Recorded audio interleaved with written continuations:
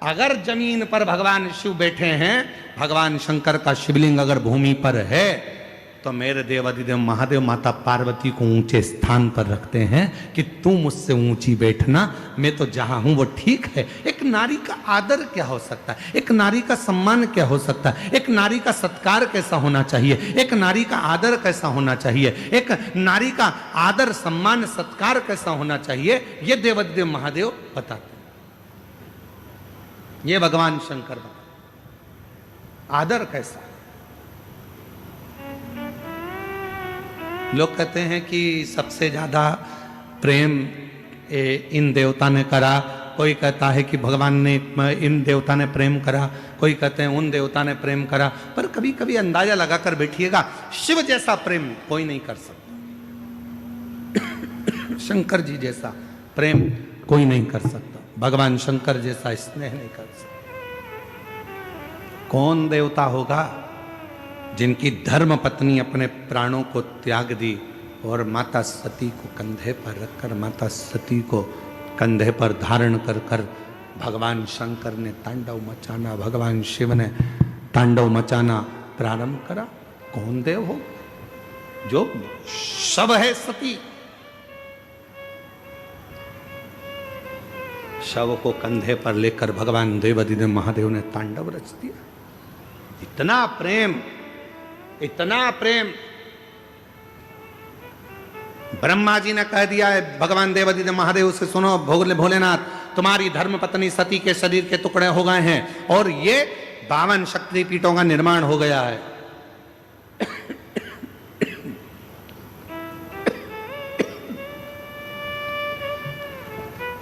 माता सती के शरीर के टुकड़े हो गए और ये शक्तिपीठों का निर्माण हो गया है। देवादिदेव महादेव, अब तुम्हारी धर्म पत्नी सती जा चुकी है,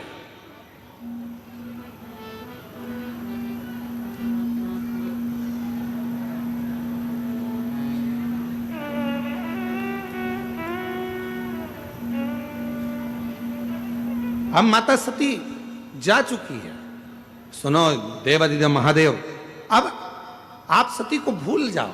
शंकर भगवान ने कहा मैं अपनी धर्म पत्नी सती को भूल नहीं सकता,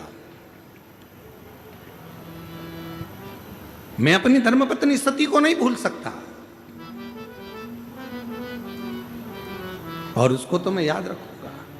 और उसको हर पल याद रखने के लिए शायद दुनिया में कोई एक ऐसा देवादिदेव महादेव जैसा दुनिया में कोई नहीं हो सकता जिन्होंने माता सती के भस्म की राख को, भस्म को अपने शरीर पर लपेट लिया और कह दिया मैं अपनी धर्म पत्नी सती को कभी नहीं भुला पाऊंगा, और जब भी संसार के लोग मेरे करीब में आएंगे तो उनको मेरी भस्म लगी दिखेगी, दुनिया समझेगी कि सती चली गई है पर नहीं, शिव जहाँ है और उनके तन पर यदि भस्म है, उनके तन पर यदि भस्म रमी हुई है, तो वो ज्ञात कर लें कि शिव सती दूर नहीं, शिव और शक्ति एक हैं। जहाँ शिव है वहाँ शक्ति है और जहाँ शक्ति है वहाँ शिव है। इन दोनों में कोई भेद नहीं होगा। दुनिया के लोग कहते हैं 52 शक्तिपीठ है, 51 शक्तिपीठ है, इतनी शक्तिपीठ है, यहाँ शक्तिपीठ पर ये देवी विराजमान है, पर कोई नहीं कहता कि उस शक्तिपीठ पर शिव भी विराजमान है। जहां माता आद्य शक्ति माता सती का दंत गिरा, जहां माता सती का हृदय गिरा, जहां माता सती के नयन गिरे, जहां माता सती का हाथ गिरा, जहां माता सती का कोई भी अंग कर्ण गिरा, जहां माता सती का अंग भाग गिरा है, वो केवल माता सती का स्थान नहीं था, उसको संभालने के लिए स्वयं देवादिदेव महादेव उस सती माता के लिए उस स्थान पर विराजमान हुए, इसलिए उसको शक्तिपीठ कहा जाता है।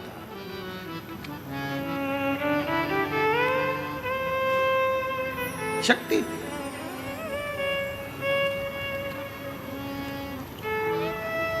और क्यों नहीं आए मां?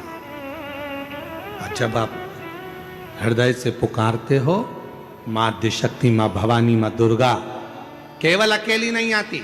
लोग कहते हैं नवरात्रि में 9 दिन तक माता की जोत लगाओ, देवी जी की जोत जल रही है। लोग कहते हैं कि नवरात्रि में माता जी की जोत लगाओ, केवल ज्योति जल रही है। ना ना, हम माता के मंदिर में, हम अपने घर के अंदर देवी की ज्योत क्यों जलाते हैं? उसका कारण एक होता है कि माता तो मूर्ति के रूप में विराजमान है, माता तो जवारे के रूप में विराजमान है, माता तो स्वरूप के रूप में विराजमान है, माता तो फोटो के रूप में विराजमान है। पर ज्योत जगाने का मतलब यह होता है कि जो ज्योति है वो शंकर का प्रतिबिंब स्वरूप है, और मां के सामने जब ज्योत जलाई जाती है तो शिव और शक्ति उसी स्थान पर आकर विराजमान हो जाते हैं, जिसको ज्योतिर्लिंग का प्रतिबिंब स्वरूप भी कहा जाता है। शिव और शक्ति दोनों विराजमान, दोनों।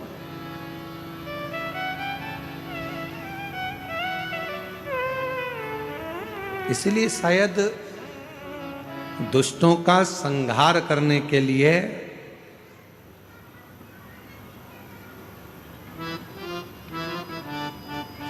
मां प्रकट जरूर। लोग कहते हैं कि अकेली है, नहीं, अकेली अकेली नहीं। एक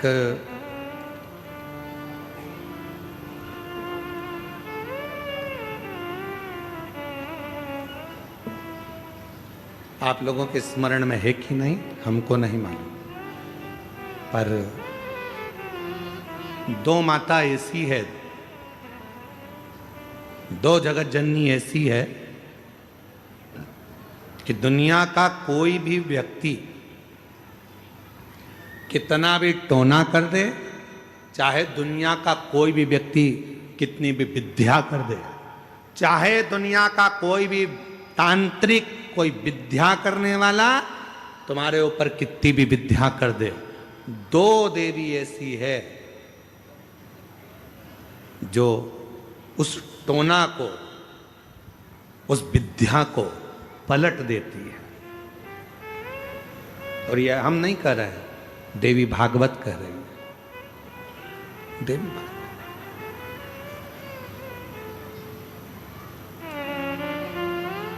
काली पुराण में भी इसका वर्णन आता है, देवी भागवत में भी इसका वर्णन आता है। दो देवी ऐसी हैं जो कोई अपने ऊपर अगर विद्या कर रहा है और वो दो देवी का स्मरण कर लिया जाए, उन दो देवी का नाम लेकर मात्र शंकर के शिवलिंग के सामने जो अशोक सुंदरी वाली जगह होती है, वहां पर अगर इन दो देवियों का नाम लेकर अगर जल चढ़ा दिया जाए तो किसी ने अगर विद्या करी भी होती है तो पलट जाती है। कोई कितना भी बड़ा तुम्हारे लिए तंत्र मंत्र कर रहा हो, वो तुरंत पलट जाता है, एक क्षण नहीं लगता और उनका नाम लेने से ही पलट जाता है। दो देवी, एक प्रत्यगिरा माता, एक है प्रत्यगिरी माता और दूसरी है दंतेश्वरी माता, जिसका काली पुराण में विशेष वर्णन लिखा हुआ।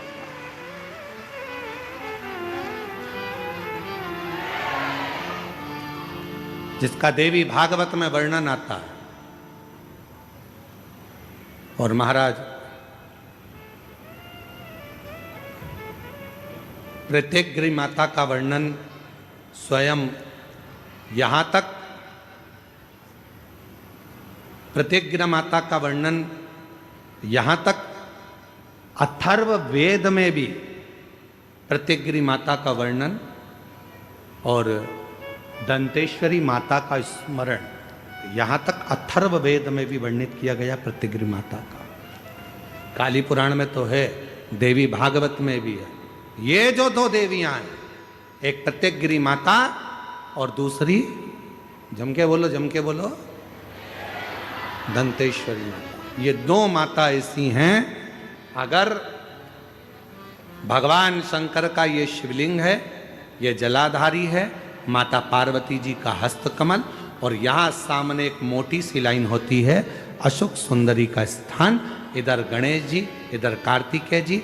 जब हम दक्षिण में खड़े होकर, उत्तर में मुख कर कर, यहाँ खड़े होकर जब हम शिवलिंग पर जल चढ़ाते हैं और अपने जल के पात्र को थोड़ा सा आगे बढ़ाकर हम इस स्थान पर, अशोक सुंदरी के स्थान पर, इस यहाँ खड़े होकर जल चढ़ाते समय इस स्थान पर अपने पानी के लोटे को आगे बढ़ाते हैं और जल को यहाँ गिराते हैं।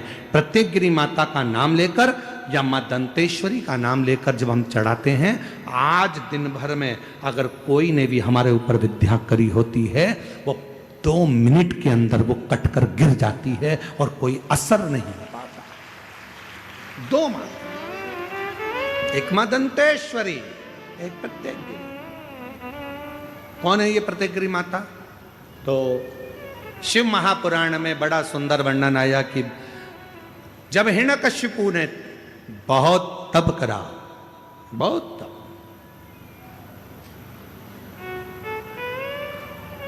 बहुत तप,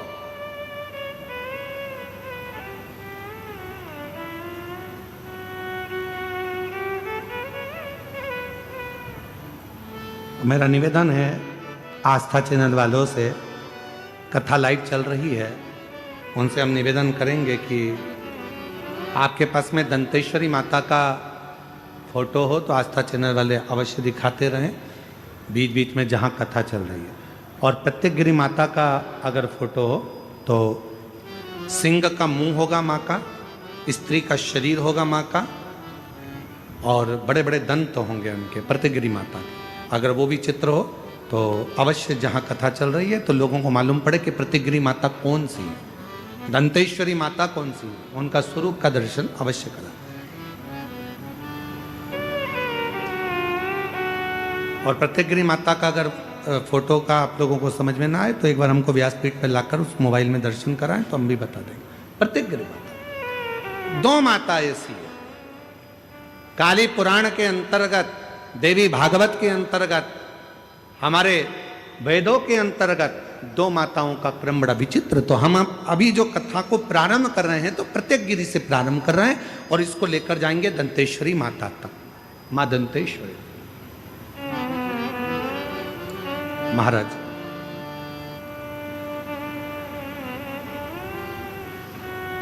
हिरण्यकशिपु ने तप किया, वर मांगा भगवान से, वर प्राप्त किया। ना नीचे मरूं, ना ऊपर मरूं, ना अंदर मरूं, ना बाहर मरूं, ना अस्त्र से मरूं, ना शस्त्र से मरूं। एक प्रत्येकगिरी माता का मोबाइल पर निकाल लीजिए।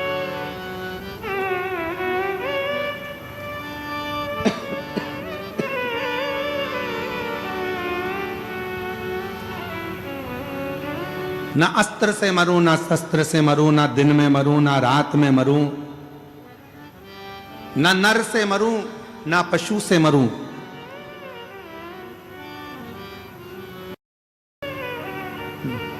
ना ही 12 महीने में मरूं। ये हिरण्यकशिपु ने वर मांगा, वर दिया, तथास्तु, ठीक है। और वो वर मिल गया। हिरण्यकशिपु बड़े बहुत प्रबल हो गए। ऐसा वर प्राप्त हो गया कि अब मेरे प्राण नहीं छूटेंगे। ऐसा वर मिल गया मुझको कि अब मैं मरूंगा नहीं। खूब खूब उत्पात हिरण्यकशिपु ने मचाया। घर आया तो पता चला कि मेरी धर्म पत्नी के गर्भ से एक बेटे ने जन्म लिया है जिसका नाम प्रहलाद है, जिसका नाम प्रहलाद का जन्म।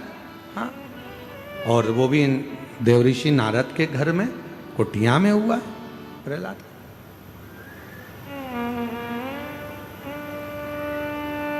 हिरण्यकशिपु प्रहलाद की भक्ति को देखते रहे, क्योंकि प्रहलाद देवऋषि नारद के घर में रहे तो उन्होंने भगवान का भजन सुना, भगवान का स्मरण सुना। और हिरण्यकशिपु की धर्मपत्नी गर्भस्थ थी, जिसको मारने के लिए स्वयं इंद्र लेकर जा रहे थे कि गर्भ में जो बच्चा होगा वो मारना जरूरी है, नहीं तो हिरण्यकशिपु जैसा क्रोधी होगा, वह भी विवाद करने वाला होगा, असुर होगा। तो नारद जी ने उसको छुड़ा लिया था और नारद जी ने उसको इतना ज्ञान दिया था, इतना ज्ञान दिया कि गर्भस्थ बालक भगवान की अविरल भक्ति में डूबने वाला उत्पन्न हुआ। इसलिए हमारे पुराने समय की माताएं कहती हैं कि गर्भ में जब बच्चा रहे उस समय पर रामायण गीता का स्मरण करना चाहिए, गर्भवती नारी को भगवान का भजन करना चाहिए। गर्भवती नारी को भगवत स्मरण करना चाहिए, गर्भवती नारी को भगवान को जल चढ़ाना चाहिए, गर्भवती नारी को अच्छे अच्छे पुराण वेद और शास्त्र श्रवण भी करे और पढ़े भी। पर आज के जमाने में जैसे गर्भ ठेरता है डॉक्टर कह देते हैं बेड रेस्ट,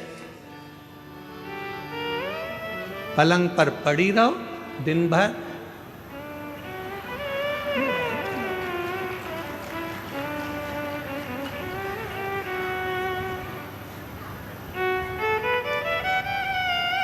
कितनी गर्भवती माताएं हैं? ईमानदारी से बोलना, तुम्हारे मोहल्ले में भी कई गर्भवती माताएं होंगी। कितनी हैं जो रामायण पढ़ती हैं, कितनी हैं जो गीता पढ़ती हैं, कितनी हैं जो शिव पुराण पढ़ती हैं, कितनी हैं जो भागवत पढ़ती हैं? बहुत ना के बराबर कोई माताएं होंगी जो गर्भ अवस्था में भगवान का भजन करती होंगी, गीता रामायण पढ़ती होंगी। बेड रेस्ट का बोल दिया जाए तो माताएं अपना मोबाइल लेकर दिन भर, मम्मी उठ नहीं सकती क्योंकि डॉक्टर ने बेड रेस्ट बोला है, तो मम्मी भी बेचारी क्या बोले, सास तो हमेशा बुरी होती है बेचारी, बोल के भी बुरी होना। तो इससे अच्छा है बेटा जैसा डॉक्टर ने बोला वैसा कर ले। पर हमारे डॉक्टर तो पूर्व समय में कहते थे बेटा खूब काम करो। जैसे एक विदेश में एक संत घूमने गए तो वहां उन्होंने देखा 2 तरह का हॉस्पिटल था। इधर लिखा था कि ऑपरेशन से बच्चे होते हैं और इधर लिखा था नॉर्मल डिलीवरी होती है। अब डॉक्टर को, संत को लगा बताओ गजब का हॉस्पिटल है, एक ही हॉस्पिटल में 2 जगह लिखा है, इधर ऑपरेशन से होते हैं, इधर लिखा है कि नॉर्मल डिलीवरी होती है। तो संत ने पूछा क्यों भैया, ये ऑपरेशन से बच्चा होता है, इसका कितना पैसा लगता है? तो उन्होंने कहा इसके लगभग 5 लाख रुपए लगते हैं। अच्छा, और जो ये नॉर्मल डिलीवरी होती है इसका? तो कहा इसके लगभग 20 लाख रुपए लगते हैं। नॉर्मल डिलीवरी के 20, ऑपरेशन से 5, ऐसा क्या है? तो कहे चलो अंदर चलकर दिखाते हैं। तो ऑपरेशन वाले का उन्होंने थिएटर दिखाया, जो भी ऑपरेशन रूम था, इसमें बच्चे को माता के ऑपरेशन कर देते हैं और बच्चे को बाहर निकाल देते हैं। और इसमें एक छोटा सा जमीन दी है, अपनी सब्जी बनाओ, अपनी सब्जी बो, गेहूं है, खूब चक्की चलाओ और चक्की चलाकर बढ़िया आटा बनाओ, अपनी रोटी खुद बनाओ, अच्छे से झाड़ू लगाओ, पोछा लगाओ, अपने घर को साफ रखो और अपने आप तुम्हारा बच्चा हो जाएगा। हमको 20 लाख रुपए दो और अपने घर जाओ। ये 20 लाख। और यही बात जो विदेश में हॉस्पिटल बना है जिसमें 20 लाख रुपए लग रहे हैं और नॉर्मल डिलीवरी हो रही है, तो वही बात हमारे घर की बुजुर्ग माताएं कहती हैं, बेटा थोड़ा काम कर ले, जाता हो जाएगा, अच्छे से बच्चा हो जाएगा, थोड़ी मेहनत कर, थोड़ा परिश्रम कर। अरे मम्मी बेड रेस्ट, बेड। तो माँ ने कहा अच्छा ठीक है बेड रेस्ट ले, तो थोड़ी रामायण पढ़ ले। मम्मी मम्मी गीता पढ़ ले, नहीं। और मालूम पड़ा वो केवल सीरियल देखती रही। ऐसा कोई सीरियल नहीं बना जिस सीरियल में कहीं का रोता नहीं मिला। तुम पूरे एक एक नाटक निकाल के देख लो, कहीं की ना कहीं की 24 घंटे रोती मिले। पूरे नाटक कहीं की ना कहीं की रोती मिलेगी। कहीं सास रोएगी, कहीं बहू रोएगी, कहीं ये रोएगा, कहीं वो रोएगा। पूरे नाटक में दर्द भरे सीन ही दिखते हैं। इसलिए औलाद भी जो पैदा होती है आज के जमाने में की, वो भी नाटक कंपनी पैदा होती है। नाटक गोदी में रखोगे तो चुप, गोदी से नीचे उतारोगे तो पे पे करे। इतने में तो सास भी चिल्ला के कह दे हमारी भी 4 औलाद थी री बहू, खिला देते, पिला देते, पटक देते, खेलते रहते, पर तेरी औलाद धाई भगवान जाने ना जाने कहां से आई। ऐसी औलाद सवार ही नहीं। लोग भी तो पहले नियम था। अब हिरण्यकशिपु की धर्मपत्नी को लेकर चले गए देव ऋषि नारद, और उन्होंने जो उपदेश दिया, हिरण्यकशिपु की पत्नी को समझाना प्रारंभ किया, ज्ञान उपदेश देना प्रारंभ करे और भगवान के भजन गाना जो प्रारंभ करे। तो गर्भ में जो बालक था, जन्म लेते ही उसने आह्लाद किया, भगवान के नाम का वर्णन किया, तो उसका नाम प्रहलाद हो गया।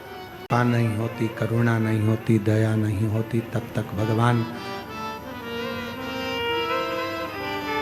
केवल आपके विश्वास पर, आपके भरोसे पर शिव है।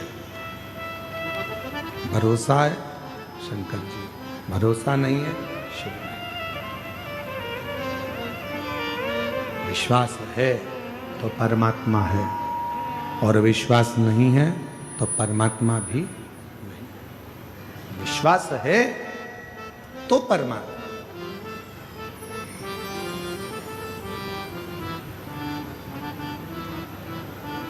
प्रहलाद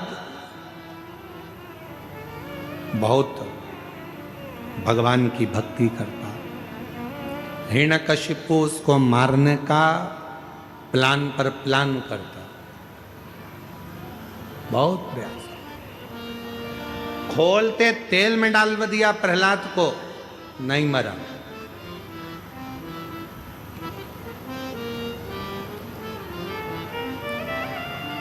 पहाड़ से नीचे पटकवा दिया, नहीं मरा, प्राण नहीं छूटा। अपनी बहन से कह दिया, क्या नाम था प्रहलाद की बुआ का? जम के बोलो, जम के। होलिका। होलिका नहीं था, नाम था डूंडा। क्या नाम था? डूंडा। इसलिए आज भी होली में मोटे मोटे लकड़ी के डूंड जलाए जाते हैं। होलिका कैसे पड़ा? होली का नाम पड़ा कैसे? डूंडा नाम था। प्रहलाद के बारे में सुन रखा था। हिरण्यकशिपु ने आकर कहा, बहन डूंडा, तेरे पास ब्रह्मा जी की दी हुई चादर है, उसको तू अगर ओढ़ कर बैठ गई तो तू जलेगी नहीं। एक काम कर, प्रहलाद को गोदी में लेकर बैठ जा, और जब बैठेगी आग ही चारों तरफ से लगेगी, तेरे ऊपर चादर रहेगी, तू बच जाएगी और प्रहलाद जल जाएगा। डूंडा ने अपने भाई का कहना मान लिया और चादर ओढ़ कर बैठ गई। चारों तरफ से आग लग गई। डूंडा को लगा मेरा छोटा सा भतीजा जल जाएगा, क्योंकि वो बुआ थी। बुआ कभी बद्दुआ नहीं देती है, बुआ दुआ देती है। बुआ ने अपनी चादर उतारी, अपने भतीजे पर, प्रहलाद पर डाल दी, खुद जल गई पर अपने भतीजे को बचा लिया। ऐसी होती है बुआ जो देती है दुआ। बुआ कभी बद्दुआ नहीं देती। आज के जमाने में बुआ शब्द को लोगों ने बदनाम कर दिया। लोगों को लगता है बुआ जी आई हैं तो कुछ लेकर जाएंगे, बुआ जी आई हैं तो कपड़े लेंगे, बुआ जी आई हैं तो ऐसा करेंगे। नहीं, बुआ आती है तो दुआ देकर जाती है। लोगों ने होली का त्योहार मनाया, अर्थात वो डूंडा जलने से पहले अच्छा काम कर कर परमात्मा की होली, इसलिए हमारे देश में मनाते हैं होली का त्योहार। वो मरने पर अपने भतीजे को बचाकर परमात्मा की होली थी वो होली। पर दंतेवाड़ा वाली जीजियां तो कह रही हैं कि उनका बहन का नाम ही होली था। बालक को अति प्रेम से अंकलिया बैठाए, और डूंडा बैठी अग्नि में आपा लिया मिटाए। डूंडा अग्नि में बैठकर अपने आप को मिटा ली, पर अपने भतीजे को बचा लिया। 14 साल के बाद हुआ। एक बार जोरदार ताली। जिस पर भी होई तेरी कृपा करुणा भव पार हुआ, भव पार हुआ। हर हर पापी हो चाहे जितना, उसका भी बाबा उद्धार हुआ, उद्धार हुआ। विद्या जागरणिका जैसे तेरे मन को। जोरदार ताली बजाइए। 14 वर्ष के बाद बाबा ने हम पर कर दो जरा, हम पर कर दो। तेरी कृपा का क्या है भरोसा, कब किस पर हो जाए जरा सी हम पर कर दो, जरा सी हम पर कर दो। उससे प्रणाम, उसको नमन, उसको विनय। शिव कथा कर रही महाराज। अगर विश्वास है, जैसे उस बहन ने कहा हमारा भरोसा था, हम गए गुड़ियाली में कथा सुनने रायपुर में, वहां की मिट्टी को अपने गर्भ पर लगा लिए, 14 साल तक औलाद नहीं हुई। बाबा स्वीकार करना, आपसे भी निवेदन है। शिव महापुराण की कथा अगर दंतेवाड़ा में आई है, शिव महापुराण की कथा मां दंतेश्वरी की कृपा से हो रही है। प्रहलाद अग्नि से भी जला नहीं, हाथी के पांव के नीचे मरा नहीं। तब हिरण्यकशिपु को क्रोध आया और हिरण्यकशिपु ने एक धधकता हुआ खंबा सामने खड़ा कर दिया। अग्नि में तप रहा था वो खंबा कई समय से। हिरण्यकशिपु से पूछा हिरण्यकशिपु ने प्रहलाद से, क्या इसमें तेरा भगवान है? हाँ, इसमें मेरा भगवान है।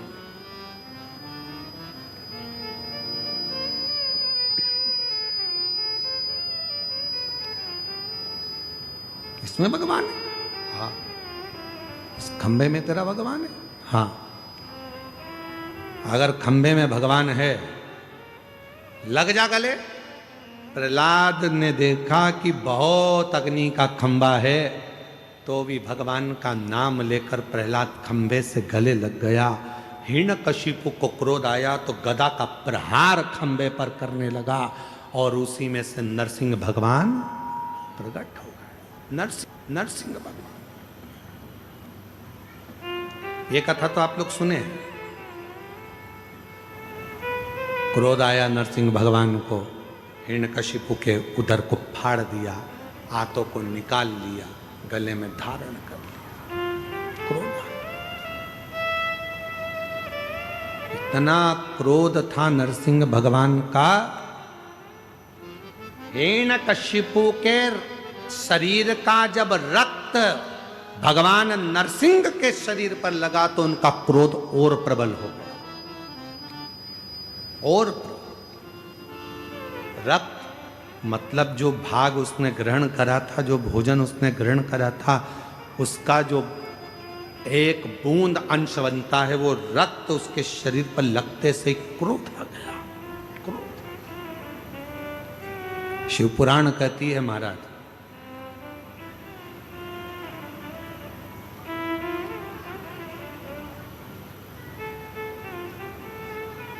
जैसा खाया अन्न, बोलो बोलो जम के बोलो, वैसा हो गया मन। जैसा पियो पानी, वैसी हो गई वाणी। और जैसा पिया दूध, वैसा बन गया बुद्ध। बुद्धि कैसे बनी है? दूध से। थैली का पियोगे तो थैली जैसे हो जाओगे, डब्बे का पियोगे तो डब्बे जैसे हो जाओगे, और गौ माता का अगर दूध पियोगे तो गाय जैसे निर्मल हो जाओगे। ये दूध पर आधार। कई लोग बोतल का दूध पी पी के, वो माताओं ने ऐसी आदत डाल दी है बोतल की, ना जाने वो बोतल कहाँ से आ गई।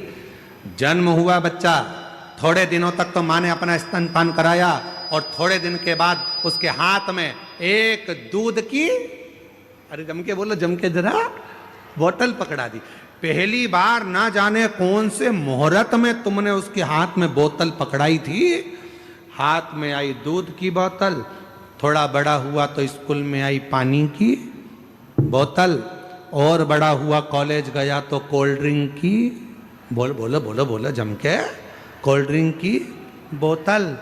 कोल्ड ड्रिंक की बोतल छूटी, फिर नहीं बोलूं तो अच्छा है। वैसे ही सीवर वाला महाराज बहुत बुरा है बोलने के मामले।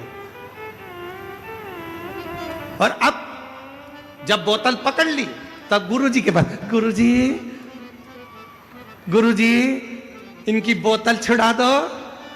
तो गुरुजी कहे उनकी मम्मी के पास जाओ जिन्होंने पकड़ाई थी, बचपन में पकड़ाई थी दूध की बोतल, उस दिन से ना जाने कौन से मुहूर्त में पकड़ी थी, और वो दूध की बोतल जब से पकड़ी तो आखिरी तक नहीं छूटी है।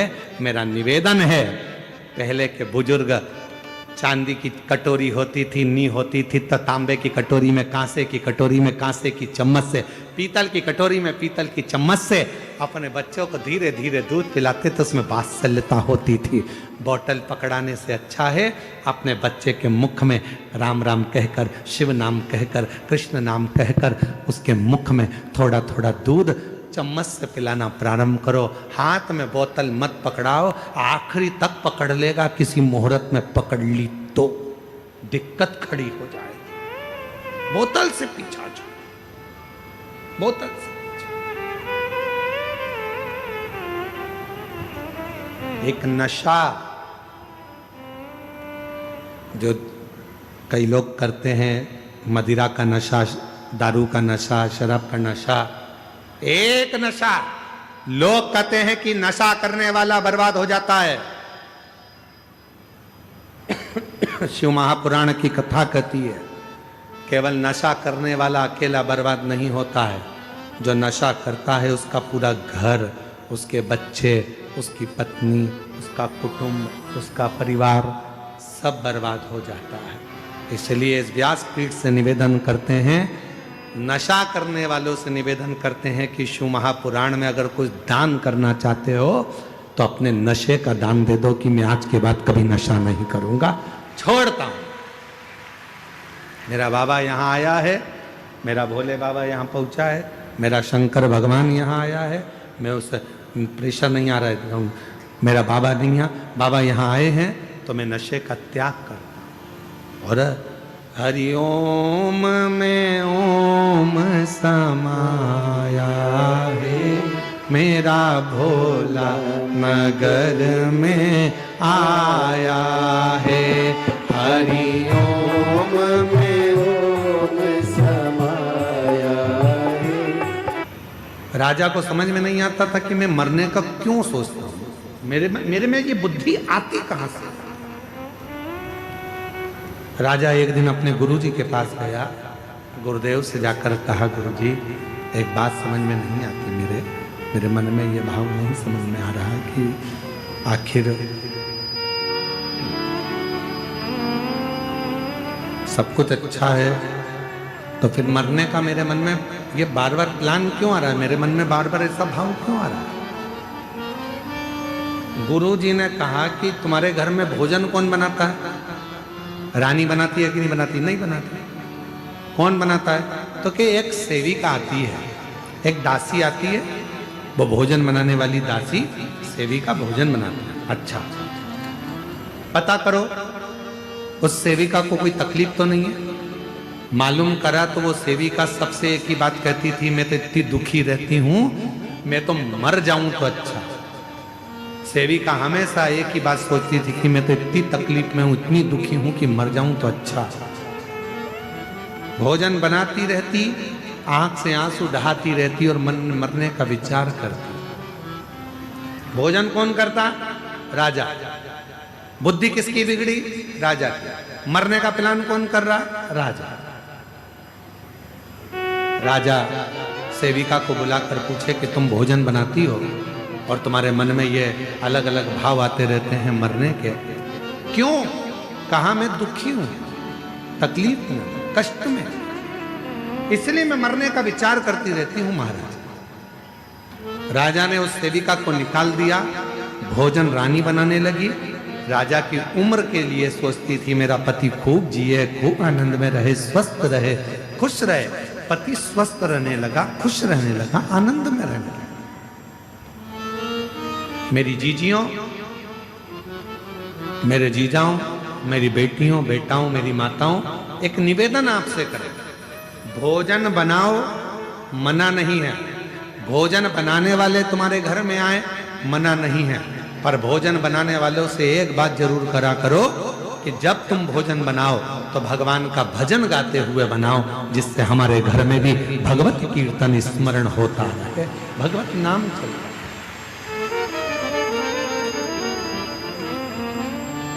अब वो अपने टुकड़े रो रो कर, दुखड़े बोल बोल कर भोजन बनाए। अब मालूम पड़े अंदर इतना गुस्सा आ रहा, इतना गुस्सा आ रहा, और वो पूरा गुस्सा आटे उसनने में, इससे तो ये कर, और आटा उसन रही है, रोटी का आटा मल रही और अंदर से गुस्से में लाल होती चली जा रही और आटे पे सारा गुस्सा निकाल दिया और वही आटे की रोटी बनी। जिसने खाई घर में लड़ाई लड़ाई, ये भी लड़ रहा है, वो भी लड़ रहा है, भाई भाई लड़ रहा है, बहन भाई लड़ रहा है, सास चिल्ला रही, बहू चिल्ला रही। क्यों? क्योंकि वो आटे में तुम्हारा क्रोध चले गया। कई माताओं की आदत रहती है चावल में सीटी नहीं आती, अरे बोलो तो जम के, चावल में सीटी नहीं आती तो गुस्से में वो चावल की सीटी बार बार सीटी पर वो आई नहीं, तो इसने 2 बार लाया, ऐसे 2 बार, आखिरी में उसने धम के दिया रपा। अब तुमने तो चावल में देर रख के गुस्सा निकाल रही हो चावल की सीटी पर। चावल की सीटी में जो बूंद बूंद भाप का पानी अंदर गिर रहा था उसमें तुम्हारा क्रोध भी उस चावल में चला गया। किसी ने खाया, गुस्से में लाल हो गया। तुम्हें समझ में नहीं आ रहा मेरे घर में ना जाने क्या हो गया, पहले बहुत शांति थी, आजकल जिसे देखो वो गुस्से में बोलता,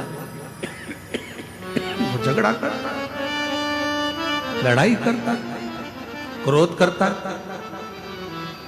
क्या कारण? जो भोजन बन रहा है उसमें जरूर कुछ ना कुछ त्रुटि हो रही है। इसीलिए आप लोगों से कहते हैं कि कहीं मंदिर जाओ, देवालय जाओ, शिवालय जाओ, सीहोर कुबरेश्वर धाम जाओ, तो आपसे निवेदन है कि होटल में भोजन कम करो, पहले कुबरेश्वर धाम की खिचड़ी प्रसाद 2 रोटी कुबर बाबा के भंडारे की अवश्य खाओ, जिससे हमारे रोग दूर हों, दुख दूर हों, कष्ट दूर हों, परेशानी, तकलीफ दूर। हमारे कष्ट, हमारे रोग, हमारी तकलीफें दूर हो, वहां का प्रसाद।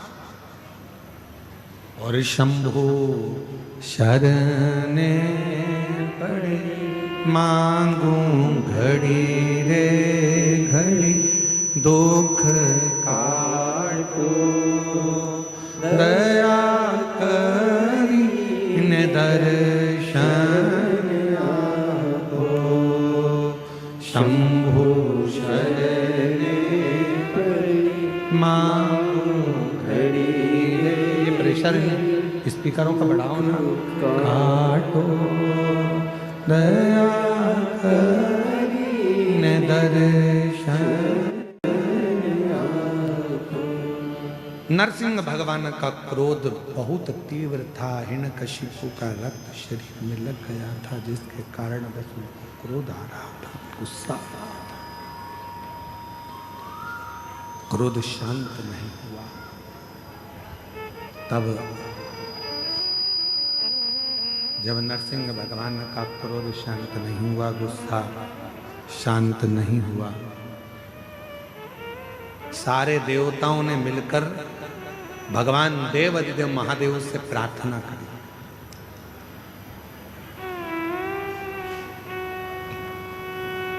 एक कथा है प्रत्यग्र माता की। कथा के प्रारंभ में कहा है 2 देवी हैं, उन दोनों का जल यदि आप उनका नाम भी पुकार लेते हो, हम तो यहां तक कहेंगे, अगर किसी को बहुत गंदे गंदे स्वप्न आते हो, बहुत गंदे स्वप्न, हर कुछ दिख रहा है, सांप दिख रहे हैं, मौतें दिख रही है, कहीं कुछ दिख रहा है, एक्सीडेंट दिख रहा है, अपने ही मालूम पड़े पति के बारे में ही गलत देख लिया, पत्नी के लिए गलत देख लिया, माँ बाप के लिए गलत देख लिया, भाई बहन के लिए गलत देख लिया। कभी कभी ऐसा लगता है अंदर से कि मेरे पति के साथ कुछ गलत ना हो जाए, मेरे बेटे के साथ गलत कुछ ना हो जाए, मेरी पत्नी के साथ गलत कुछ ना हो जाए। घर के लोगों के लिए हम जब गलत गलत विचार मन में आने लगते हैं, तब प्रत्यग्र माता का नाम या दंतेश्वरी माता का नाम किस रूप में लेना है वो कथा चल। और शायद संपूर्ण विश्व में इस कथा की धूम है, पूरे विश्व कि दंतेश्वरी माता की कथा को हमें श्रवण करना है। आखिर माँ का स्वरूप क्या? माता का स्वरूप, माता का स्मरण, माता की भक्ति, माता का विश्वास। तो नरसिंह भगवान का क्रोध बड़ा तीव्र हो रहा था, प्रकट हो रहा था। वो क्रोध शांत नहीं हो रहा था, क्रोध शांत। सब देवता मिलकर भगवान देवाधिदेव महादेव के पास में पहुंच गए, भगवान शिव जी के पास। और भगवान देवाधिदेव महादेव के पास में जाकर, भगवान शंकर जी के पास जाकर भगवान देवाधिदेव महादेव से प्रार्थना कर, बाबा नरसिंह भगवान को बड़ा क्रोध आ रहा, बड़ा, आप उस क्रोध को मिटा दीजिए, आप उस क्रोध को शांत कर दीजिए, उस क्रोध को समाप्त कर दीजिए।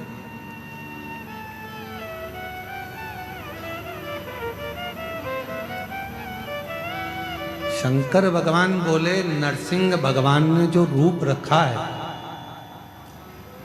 सारे देवताओं को शामिल कर कर नरसिंह भगवान इस पवित्र रूप को धारण करें।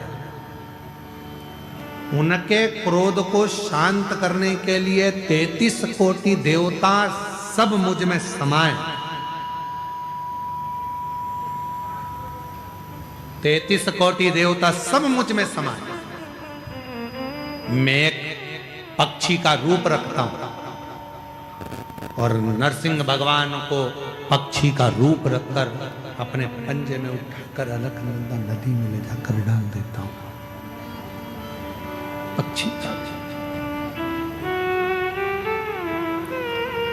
सारे देवता राजी हो गए। अब नरसिंह भगवान से उनके सामने क्रोध को शांत करने के लिए शंकर भगवान श्रंभेश्वर महादेव बन गए। बोले श्रंभेश्वर महादेव की। भगवान शंकर का एक ऐसा स्वरूप, मुख है शेर का, शरीर है मनुष्य का, और पंख बने हैं दो उड़ने के, शरंभ पक्षी। मेरे देव अधिदेव महादेव ने देखा कि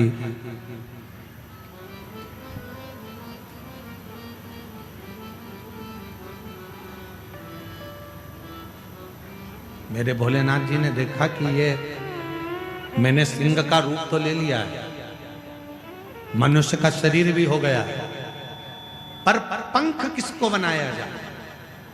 तब मेरे भोलेनाथ ने त्रिदेवियों का आवाहन किया, हे लक्ष्मी, हे पार्वती, हे सरस्वती, आओ और तुम मेरे पंख बन जाओ।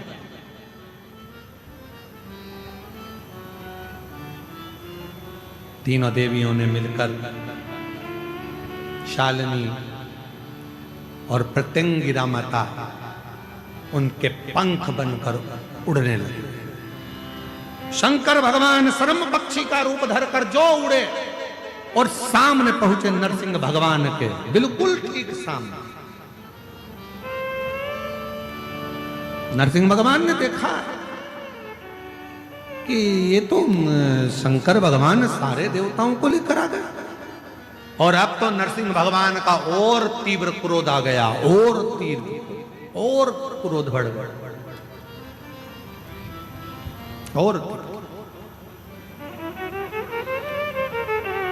और जैसे ही और तीव्र क्रोध हुआ, नरसिंह भगवान ने अपना और रूप बदल लिया।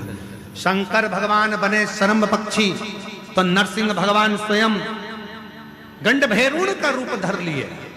एक ऐसा पक्षी जिसके दो मुख थे और बड़े बड़े पंख, दोनों में होने लगा युद्ध। देवता ने सोचा था हम तो इनको ठंडा करने के लिए, शांत करने के लिए जा रहे थे, पर इन दोनों में तो युद्ध छिड़ गया।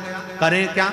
उसी समय मां शरम पक्षी के उस पंख के रूप में जो मां प्रत्यंगिरा माता थी, उसी समय पर उन्होंने अपना स्वरूप अलग किया, और जैसे एक सिंह का मुख होता है, सिंह का मुख है, नारी का स्वरूप है, और मां उसी पल प्रत्यंगिरा माता के रूप में प्रकट हो गई। उसी पल, उसी दर, उसी समय। आप लोग दर्शन कर रहे होंगे आस्था चैनल पर, सभी आस्था चैनल वासी और जितने भी कथा में बैठे हैं, एलईडी पर भी आप लोग प्रत्यंगिरा माता का दर्शन कर रहे होंगे। सिंह का मुख है माँ का, भयंकर जिब्या लपलपाती हुई, भयंकर दंत है माता के, शरीर स्त्री का है मां के।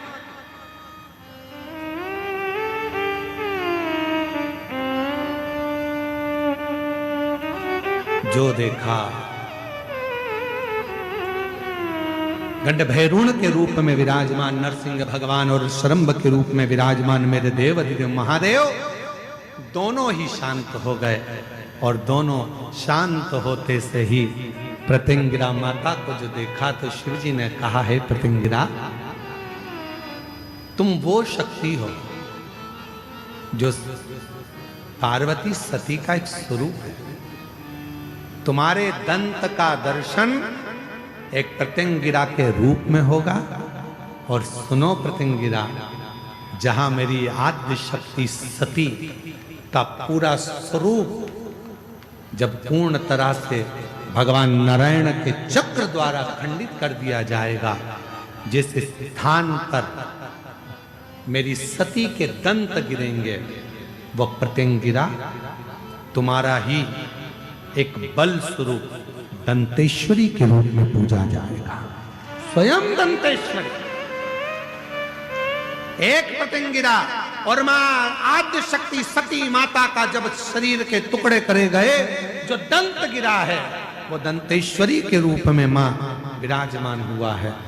आज संपूर्ण जगत जाने ना जाने पर काली पुराण वर्णन करती है, देवी भागवत वर्णन करती है, अथर्ववेद वर्णन करता है कि एक प्रत्यंगिरा माता और एक मां दंतेश्वरी, ये दो देवियां ऐसी हैं, अगर कोई कितनी भी काली विद्या कर दे, कोई कहीं की भी विद्या कर दे, इन देवी का नाम लेकर केवल दक्षिण में खड़े हो और शिवलिंग पर जल चढ़ाते समय उत्तर की ओर मुख कर कर, जहां अशोक सुंदरी का स्थान होता है, यहां से जल चढ़ाते चढ़ाते धार को जो पानी की आगे ले जाता है, प्रत्यंगिरा माता या दंतेश्वरी माता का स्मरण कर कर फिर जल शिव पर चढ़ाता है, फिर प्रत्यंगिरी का नाम लेकर, दंतेश्वरी का नाम लेकर फिर जल चढ़ाता है।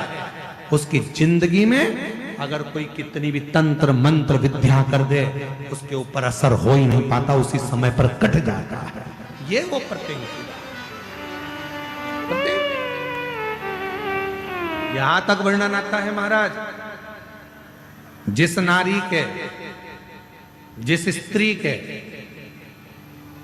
रजो धर्म में, रजो धर्म के समय पर कोई नारी कहती है पेट दर्द होता है, कोई कहती है रजो धर्म नहीं आता, कोई कहती है रजो धर्म रुक जाता। वो नारियां जो बहुत उदर से जुड़ी हुई कहीं ना कहीं तकलीफों में होती हैं, अगर मां प्रत्यंगिरा का स्मरण कर कर एक चावल का दाना, भगवान देव अधिदेव महादेव जिस जलाधारी पर, वो जो गोल जलाधारी है, जिस जलाधारी पर शंकर का शिवलिंग रखा हुआ है, उस जलाधारी पर कहीं पर भी एक चावल का दाना या तो मां दंतेश्वरी का नाम लेकर या प्रत्यंगिरा माता का नाम लेकर अगर चढ़ा देती है, तो उस नारी के रजो धर्म से जुड़ी जितनी प्रॉब्लम है वो सब समाप्त हो जाती है। यहां तक प्रत्यंगिरा माता का वर्णन। एक पत्र है, अच्छा है।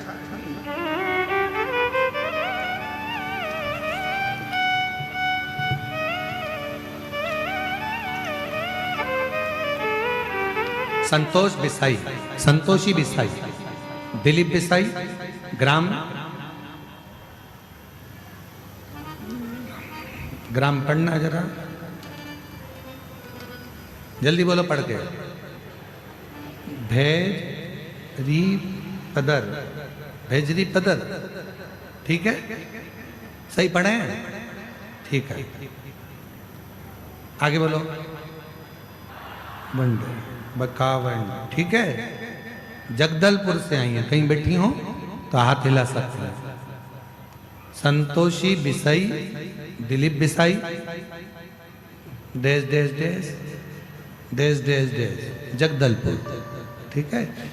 कहीं बैठे हो तो हाथ हिला सकते हैं, और अगर आए हो तो बेलपत्र लेने के लिए आ जाओ बेलपत्र लेने के लिए भी आ सकते हैं। मेरी बड़ी बहन भीमवती सेठिया ग्राम मार्केल नगर नार का दोनों किडनी खराब हुआ था। विशाखापट्टनम में इलाज होने के पश्चात किडनी दोनों खराब हो गई थी और विशाखापट्टनम में इलाज होने के पश्चात डायलिसिस चल रहा था।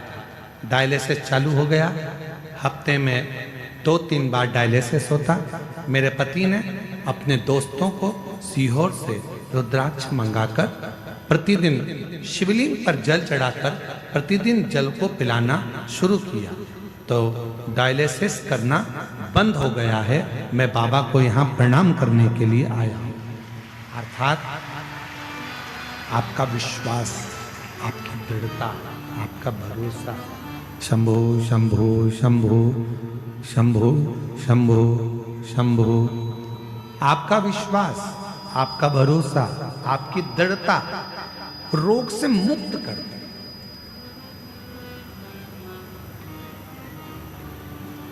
प्रत्यंगिरा माता का नाम लेकर अगर आप चावल चढ़ा रहे हो तो उसमें आपका विश्वास होना चाहिए। मां दंतेश्वरी का नाम लेकर चावल चढ़ा रहे हो तो उसमें आपका विश्वास होना चाहिए। एक पत्र और है,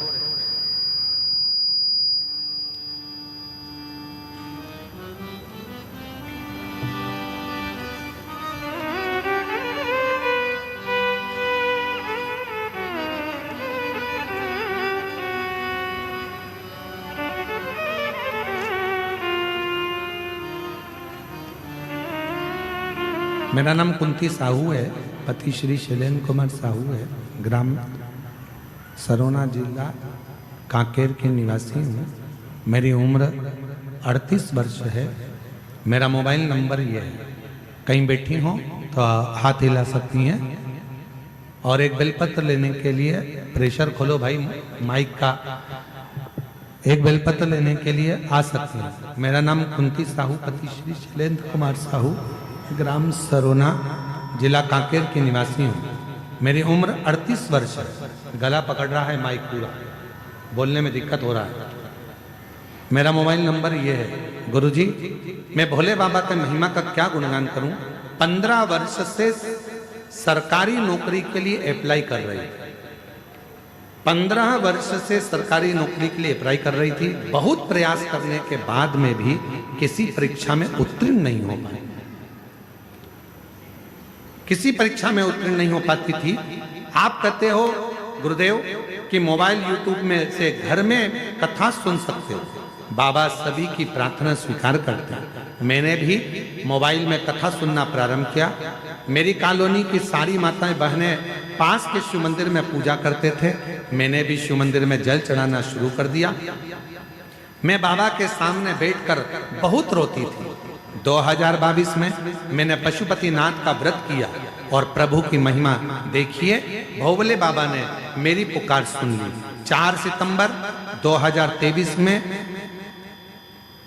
लोह ढीगुड़ा एकलव्य स्कूल में अधीक्षिका के पद पर नियुक्त कर दिया। मैं बाबा को यहाँ धन्यवाद देने के लिए आई हूँ। आज बाबा की कृपा से जब मेरा उस नियुक्ति मिल गई, संविदा पर थी, पर बाबा से संविदा होने पर भी मैं बाबा से प्रार्थना करती थी कि मुझे पक्का करो। और बाबा के मंदिर जाती रहती, विश्वास करती, कथा के पंडाल में बैठकर कथा श्रवण करी। और 4 महीने बाद 22 दिसंबर 2023 को बाबा की कृपा से जगदलपुर कोर्ट में क्लर्क के पद पर मेरी पक्की नियुक्ति हो गई। मैं बाबा को यहाँ प्रणाम करने के लिए आई हूँ। कहीं बैठी हो तो आ सकती हैं और एक बेलपत्र ले जा सकती हैं।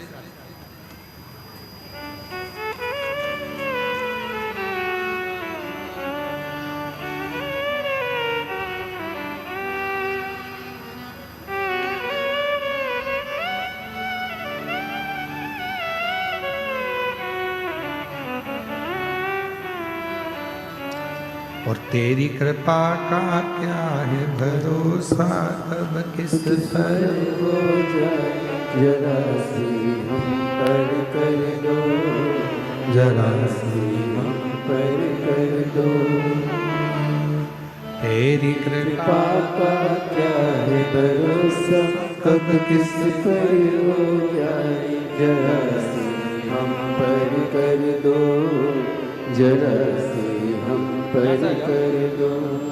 जिस पर भी हो गई तेरी कृपा करुणा हो भव पार हुआ, भव पार हुआ, पापी हो चाहे। ये माता जी का दोनों किडनी खराब है, डायलिसिस चल रहा था, एक हफ्ते में 3-3 बार होता, और शिव जी की कृपा से आज एक भी डायलिसिस की जरूरत नहीं है। किडनी ने काम करना प्रारंभ कर दिया। जोरदार ताली बजाओ।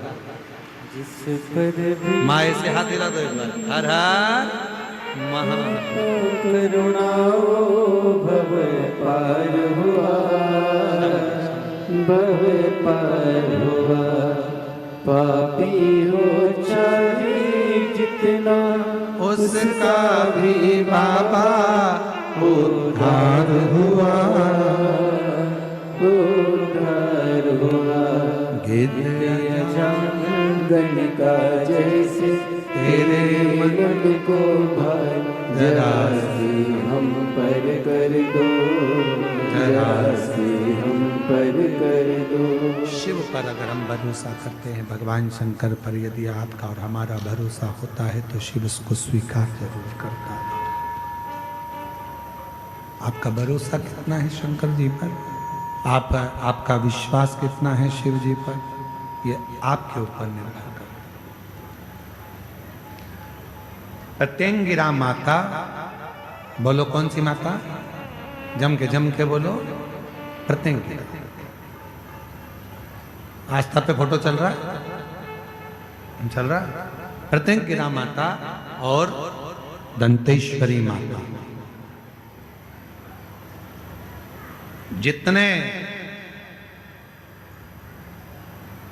सामने से रहकर यदि कोई तकलीफें हमको भेजता है या सामने से रहकर कोई तकलीफें आती हैं, ये दोनों देवी उसको काट देती हैं। छत्तीसगढ़ वालों, तुम्हें गौरव होना चाहिए, बस्तर के रहवासियों को गौरव होना चाहिए कि तुम मां दंतेश्वरी की गोद में रहते हो। मां दंतेश्वरी की गोद।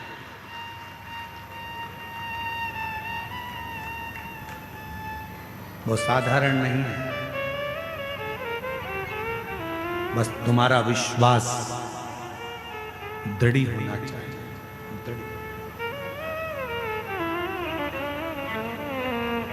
और निवेदन करूं आप सभी को, बोलूं मैं इस व्यासपीठ से वर्णन करूं, आप सबको निवेदन करूं कि यहां तक यदि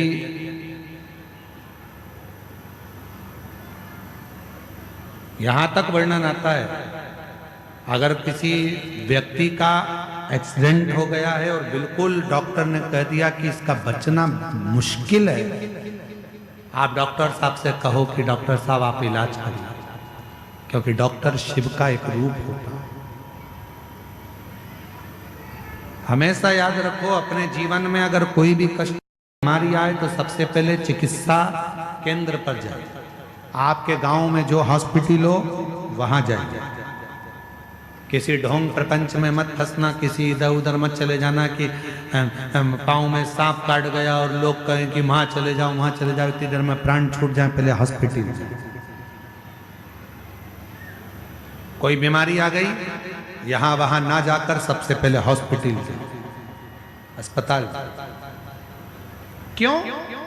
शिव पुराण कहती है कि हॉस्पिटल में जो डॉक्टर का एक रूप होता है वो शंकर का एक स्वरूप होता है।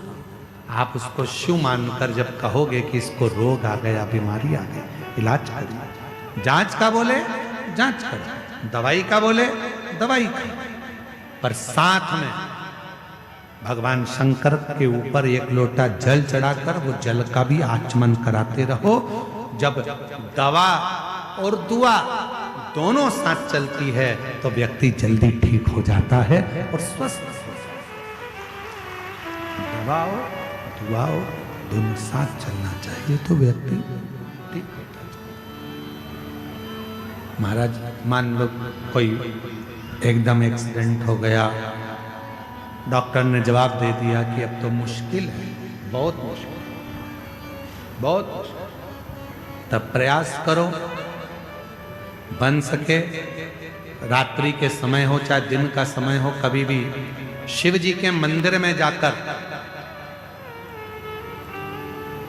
एक हाथ में दूध लेकर, एक हाथ में जल लेकर, मां प्रत्यंगिरा का नाम लेकर, मां दंतेश्वरी का नाम लेकर उस दूध और जल की धार को एक साथ शिव पर चढ़ाना प्रारंभ करो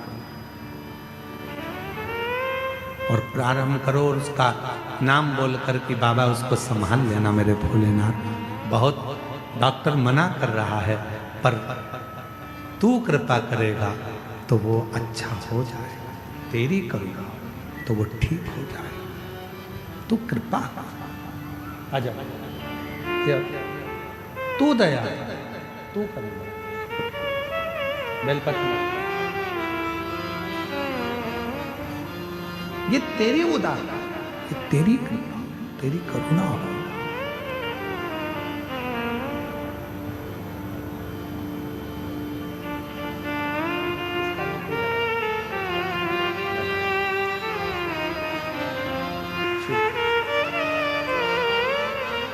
शिव उपासना मूल है, शंकर की उपासना मूल है।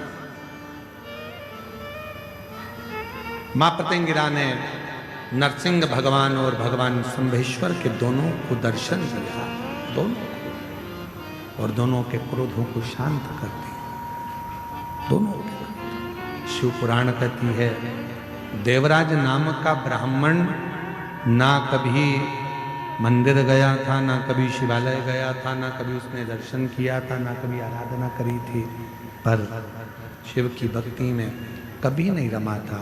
चोरी का धन लेकर जा रहा था, मंदिर के अंदर प्रवेश कर गया, शरीर में ताप गिर रहा था, बुखार आ रहा था। एक ब्राह्मण शिव पुराण की कथा कर रहा था, वो श्रवण कर रहा था।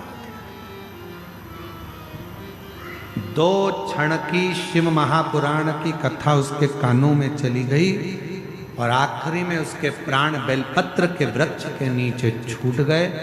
देव अधिदेव महादेव स्वयं नंदी लेकर आए और उसको ले जाकर कैलाश पर पहुंचा। कहते हैं साधारण मनुष्य अगर प्राणों को छोड़ता है, यम लेने आते हैं। साधारण मनुष्य अगर प्राणों को छोड़ता है, भगवान के पार्षद लेने के लिए आते हैं, पर केवल एक देव अधिदेव महादेव भगवान शंकर ऐसे हैं जिनको जल चढ़ाने वाला, जिनको भजने वाला, जिनको स्मरण करने वाला जब प्राणों को छोड़ता है तो ना उसे पार्षद लेने आते हैं, ना उसे यम लेने आते हैं, उसे तो स्वयं देव अधिदेव महादेव नंदी लेकर ले, स्वयं शंकर भगवान नंदी लेकर आते हैं उसको लेने के लिए, स्वयं।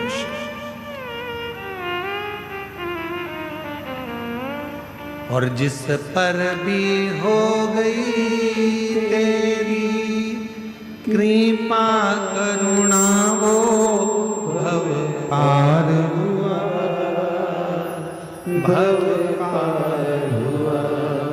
पापी हो चाहे जितना उसका भी बाबा उद्धार हुआ, उद्धार हुआ। गणिका जैसे तेरे मन को भाई, जरा सी हम पर कर दो, जरा सी हम पर कर दो। तेरी कृपा का क्या है भरोसा, कब किस पर हो जाए, जरा सी हम पर कर दो, जरा सी हम पर कर ये दो। उसकी उदारता से, उसकी करुणा से, उसकी दया से। वर्णन आया एक बिंदुक नाम का ब्राह्मण था, उसकी धर्मपत्नी का नाम चंचूला देवी था। बिंदुक वो भी प्रेत योनि में पड़ गया था। चंचुला देवी ने भगवान देवाधिदेव महादेव से प्रार्थना करी, विनय करा, निवेदन करा। तुमरुका जी के मुख से कथा श्रवण करी। मेरी जीजियों, तुमरुका कोई साधारण नहीं है। भगवान शंकर के ऐसे भक्त, भगवान शिव के ऐसे उपासक तुमरुका जी हैं जो भगवान शंकर की अविरल भक्ति में 24 घंटे हर पल, हर घड़ी, हर क्षण, हर श्वास में डूबे रहते हैं। हर क्षण डूबे, हर पल डूबे। कहते हैं कि आप जब भगवान शंकर को एक लोटा जल चढ़ाने के लिए जाते हैं, भगवान शिव को जब आप एक लोटा जल चढ़ाने के लिए जाते हो, तो शिव पुराण की कथा कहती है जब लौट कर आते हो जल चढ़ाकर, तो शिव महापुराण की कथा कहती है कि आपका पात्र भले वहां जल चढ़ाकर खाली हो गया हो, पर जब आप लौट कर आते हो तब आपका पात्र खाली नहीं रहता, उसमें शिव की आज्ञा से लक्ष्मी प्रवेश कर कर तुम्हारे घर के अंदर प्रवेश कर जाती है। लक्ष्मी प्रवेश कर, उसमें लक्ष्मी का प्रवेश होता है। बिंदु प्रेत योनि से मुक्त हो। चंचुला देवी ने तुमरुका जी के सामने जाकर निवेदन कर कर शिव महापुराण की कथा को सुनना प्रारंभ करा। ईश्वर जी गोरा जी बनकर भगवान देवाधिदेव महादेव यजमान बने हैं। भगवान ईश्वर गोरा जी आ रहे हैं। जोरदार ताली बजाकर ईश्वर गोरा जी के लिए आप स्वागत करिएगा।